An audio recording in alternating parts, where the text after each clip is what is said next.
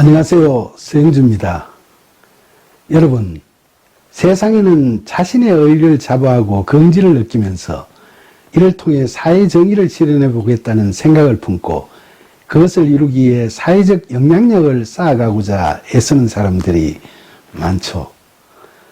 하나님을 만나기 전에는 저도 그런 유의 사명감으로 공직의 여러 직책들을 수행하면서 그런 뜻을 이루려고 노력했던 사람들 중에 한 사람이었죠. 그런데 로마서 10장 3절에서 사도 바울은 유대 지도자들에 대해 하나님의 의의를 모르고 자기 의의를 세우려고 힘써 하나님의 의의에 복종하지 아니하였다고 꾸짖었습니다. 바울이 자기 의의를 내세우는 바리새인들을 이렇게 나무랐습니다만 오늘날도 하나님을 제대로 알지 못하는 사람들은 자신의 힘을 키워서 정의라는 이름의 자기 의의를 실행하려는 소위 창세기 11장 1절로 9절에 나오는 바벨탑 쌓기를 멈추지 않고 있습니다.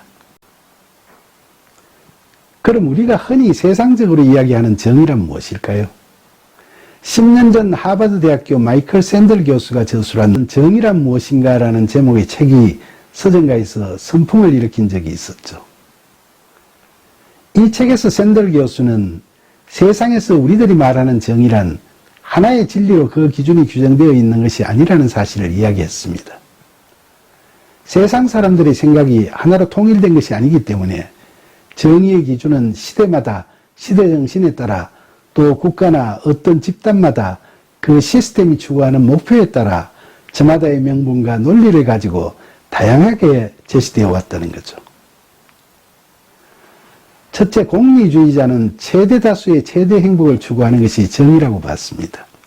예를 들면 정보 수사기관이 테러 용의자를 붙잡아서 정보를 얻기 위해 고문을 하는 경우 그 기관의 입장에서 많은 다수의 시민들을 테러로부터 보호하고 9.11과 같은 끔찍한 테러를 사전에 예방하기 위해서 최후의 수단으로 고문을 하는 것은 정의라고 주장한다면 그것은 그 기관의 공리주의적 판단일 수 있죠. 그러나 이 경우에 아무리 사태가 위중해도 그 정보를 얻기 위해 고문이라는 비인간적인 행위를 자행하는 것은 자유사회에 걸맞지 않은 혐오스러운 것이라는 반대의 목소리도 있을 겁니다. 이처럼 공리주의는 정의를 원칙으로가 아닌 계산의 문제로 만드는 단점이 있습니다.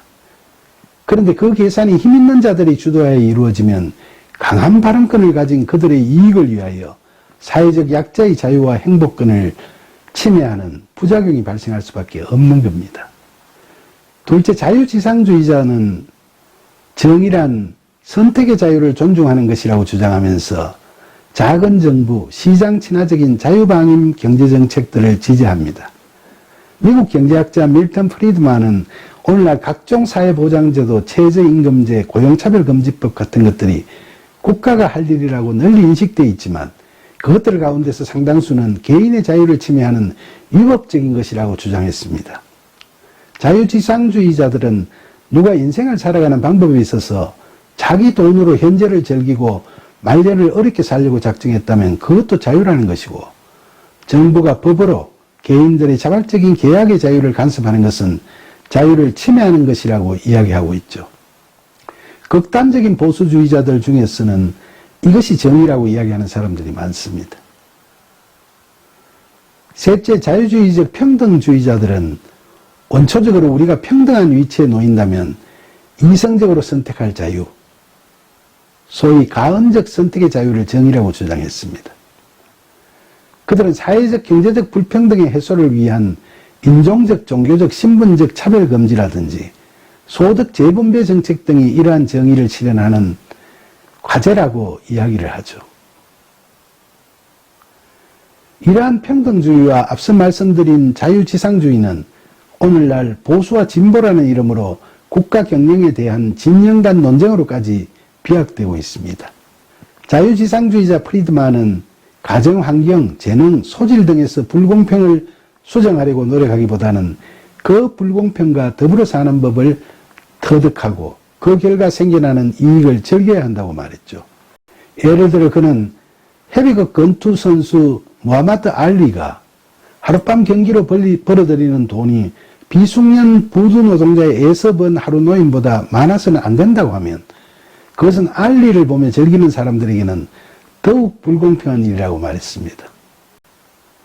그러나 자유주의적 평등주의 학자 존 롤스는 우연히 주어진 선천적이거나 사회적인 환경을 자신을 위해 이용하려면 그 행위가 반드시 공동의 이익에 도움이 되어야 한다고 주장했죠.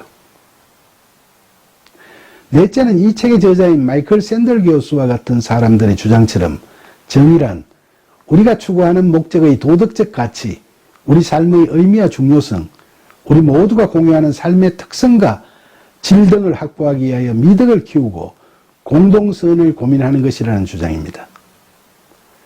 오늘날 현대인의 이성적 사고로 판단하면 이 주장이 가장 합리적일 것으로 생각되지만 이것도 현실적 상황에 부닥치면 설득력을 잃어버리는 경우가 많습니다. 세상에서는 공동선을 명분으로 우리가 즐겨 내세우는 사회 정의가 막강한 독재자나 권력 있는 다수의 이익 추구와 횡포, 그리고 소수지만 핵심적 능력을 가진 엘리트 그룹의 힘에 의한 논리에 따라 그 기준이 정해지는 경우가 역사적으로 보면 실제로 허다하지 않습니까? 이 경우에 그들의 자기의나 자기 이익 추구 내지 자기 가시욕 등으로 말미암아 그들이 내세우던 정의가 당초 추구하던 바가 왜곡되고 변질되어 극심한 절망과 파멸을 자초하고 마는 것이 자기 구원이 불가능한 유한한 인간 사회에서는 흔히 볼 수 있는 일이죠. 더구나 극심한 좌우대립과 같이 사회가 극단적으로 진영이 나누어져서 보편적 상식을 기준으로 하는 것이 아니라 자기들의 일방적 인식을 기준으로 삼아 자기 보호를 하고 자기 주장만을 내세우면 그때는 어떠한 미사여구를 사용해서 자신들이 주장하는 정의를 포장해도 그건 상대로부터 위선과 독선에 불과하다는 공격을 받을 수밖에 없을 겁니다. 그렇게 두 개로 갈라진 진영이 팽팽하게 대립하면서 평행선을 달리면 사회는 심각하게 둘로 분열되고 결국에는 아수라장이 되어버리고 말겠죠. 그런데 여러분, 우리 예수님께서도 의에 대해서 말씀을 하셨습니다. 마태복음 5장 6절에서 예수님께서는 의에 줄이고 목마른 자는 복이 있나니 그들이 배부를 것이며 라고 말씀하셨죠. 이 말씀은 무엇을 의미할까요? 예수님께서 말씀하시는 하느님 나라에서 누리는 복으로서의 의는 앞에서 말씀드린 것처럼 통일적인 의미가 정립되지도 못한 불완전하고 가변적이고 세상적인 정의와는 다른 의미를 지니고 있습니다. 참된 그리스도인이라면 철저하게 자기의 가능성을 부정하는 참된 믿음이 있기 때문에 그들은 하나님의 어려우신 역사하심의 신실한 도구로서 살아갈 수 있는 은혜를 누릴 수는 있을지라도 요한한 피조물인 자신의 한계로 말미암아 자기 안에서 의라는 것이 스스로 나올 수는 없다는 것을 잘 알고 있을 겁니다. 그래서 성경에서는 이 세상 사람 중에 의인은 한 사람도 없다고 이야기하죠. 그런데 예수님께서는 의에 줄이고 목마른 자는 복이 있다고 말씀하셨습니다. 세상 사람 중에는 의인이 없지만 하나님 나라의 백성은 의에 줄이고 목말라 하는 이런 복을 누린다는 말씀이죠.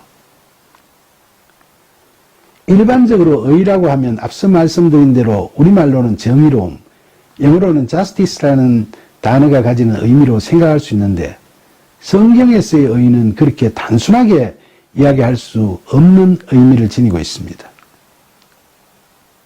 성경에서의 의는 히브리어로 짜다크라는 단어인데 이 말은 세상에서 추구하는 그런 정의의 개념과는 달리 하나님과 우리가 서로 자신의 의무를 성실히 수행하고 있는 상태를 의미하고 있습니다.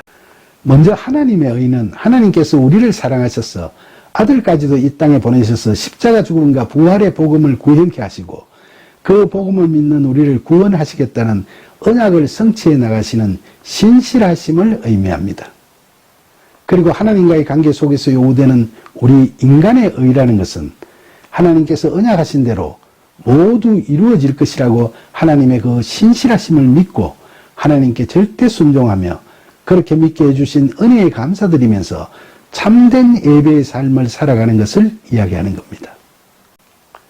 히브리서 11장 17절에서 보듯이 하나님께서는 100세 나이에 어렵게 얻어서 눈에 넣어도 아프지 않을 귀한 너뚱이 아들 이삭을 하나님께서 시키신 대로 번제로 올리고자 죽이려고 하던 아브라함을 꾸짖지 않으시고 오히려 의롭다고 하셨죠. 아버지가 자식을 죽이려고 하는 행위가 세상적인 도덕이나 법으로 판단할 때 과연 의로운 행위라고 말할 수 있을까요? 그것이 세상 정의이겠습니까? 아니죠. 그것은 인간적으로는 도저히 용납되지 않을 끔찍한 살인행위로 죄악이죠. 그러나 성경은 하나님의 의로우심을 믿고 그 관계 속에서 그가 순종하겠다는 그 상태가 의롭다는 겁니다.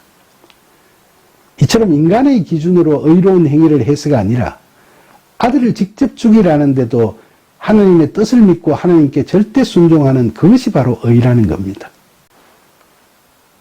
순종이 의로움이라고 하니까 니체 같은 철학자는 기독교를 노예 종교라고 하고 기독교인을 용기 없고 약한 사람이라고 멸시하기도 했지만, 그러나 예수님을 믿는 그리스도인들은 자신의 약함을 깨닫고 인정하는 강한 사람인 겁니다.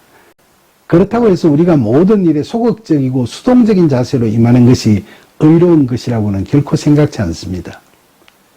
신앙생활은 적극적이고 긍정적으로 해야 하는 거죠.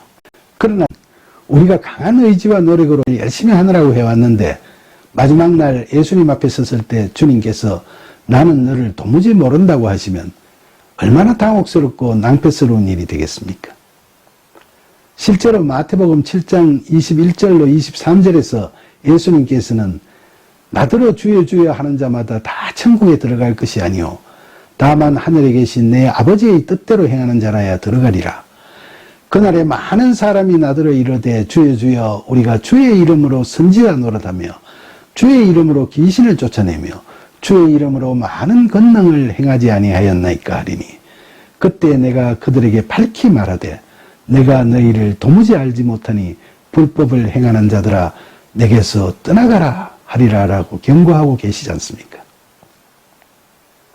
이 성경 구절에서 보면 예수님께서는 성령의 능력으로 인도하심을 받아 주님의 심부름을 하는 것이 아니라 바리새인처럼 마치 자기 의를 하나님의 의로 오인하거나 위장해서 종교 행위에 몰두하는 것은 의가 아니라 불이라고 큰 경종을 울리고 계십니다. 선지자 노릇하고 귀신 쫓고 권능 행하는 은사는 누구나 가질 수도 있지만 하나님의 의에 대한 갈급함이 없이 그러한 종교 행위를 통해 자신을 내세우는 것은 불법을 행하는 죄가 된다는 것을 예수님께서 분명히 말씀하시는 겁니다. 그런데 우리의 자아가 죽지 않고 끊임없이 자기의 의를 추구하게 된다면 그것은 예수님을 말로만 주님이라고 부르는 것에 지나지 않는 것이고 우리 자신은 점점 믿음이 없는 불의에 빠져들어 더 많은 죄를 짓게 되는 거죠. 이런 경우에 우리가 예수님을 영접했노라고 말은 하지만 실제로는 예수님은 뒷전이고 우리 자신의 욕망과 자기의 의가 여전히 우리의 주인이 되어 있다고 할 수 있죠. 마태복음 16장 24절에 보시면 예수님께서는 제자들에게 자기를 부인하고 모든 욕망과 탐심을 못 박은 자기 십자가를 지고 따라오라고 말씀하셨습니다. 그러나 사회적으로 남들보다 더 많이 가진 사람들일수록 부와 권력과 명예와 같은 그냥 내려놓기에는 아까운 것들이 너무나 많죠.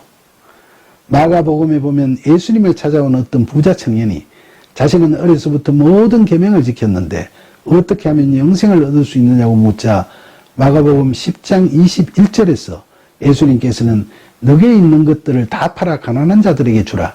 그리하면 하늘에서 보화가 너게 있으리라. 그리고 와서 나를 따르라 라고 말씀하셨습니다. 그러자 부자 청년은 자신이 갖고 있는 그 많은 재물이 너무 아까우니까 예수님 말씀에 따라 그것들을 내려놓지 못한 채 슬픈 기색을 띠고 근심하면서 돌아서 가버렸죠. 그런데 예수님께서는 참된 그리스도인들은 의에 줄이고 목마른 자이므로 하늘의 풍요를 누릴 것이라고 말씀하셨지 않습니까? 세상적인 것에 탐닉하고 집착하는 마음을 내려놓고 마태복음 6장 33절에 기록되었듯이 먼저 하나님 나라와 그 의를 구하면 예수님께서 모든 것을 책임져 주신다는 것이 바로 하나님 나라의 삶을 사는 이치인데 그 부자 청년은 그것을 몰랐던 거죠. 그러나 우리도 사실 살아가는 동안 매사에서 이 부자 청년이 보이고 있는 그런 주저함이 우리를 붙들고 있음을 자주 실감하게 되죠. 재물, 명예, 권력 다 부질없다 하면서도 자신이 가진 자그마한 것 하나조차도 꽉 붙들고 있는 게 연약한 우리들의 실상인 것 같습니다. 그러나 그럼에도 불구하고 우리가 정녕 하나님 나라의 삶을 소망한다면 우리는 모두 신실하신 하나님 아버지께 매달려 도움을 청해야 되겠죠. 우리는 성령의 도우심을 받아 의에 줄이고 목마른 자로 거듭나서 담대히 하나님 앞에 나아갈 수 있게 해주기를 온 마음 다해 하나님께 늘 간구해야 하는 거죠. 이처럼 하나님 나라의 삶을 절실히 소망하는 자들에게는 반드시 그들의 영혼이 의에 줄이고 목말라 하도록 하나님의 은혜가 넘쳐날 겁니다. 그런 복을 누리는 삶을 살고 싶지 않으십니까? 부디 이 의로운 복을 받는데 주저하거나 돌아서지 않는 저와 여러분이 되기를 간절히 소망합니다. 감사합니다.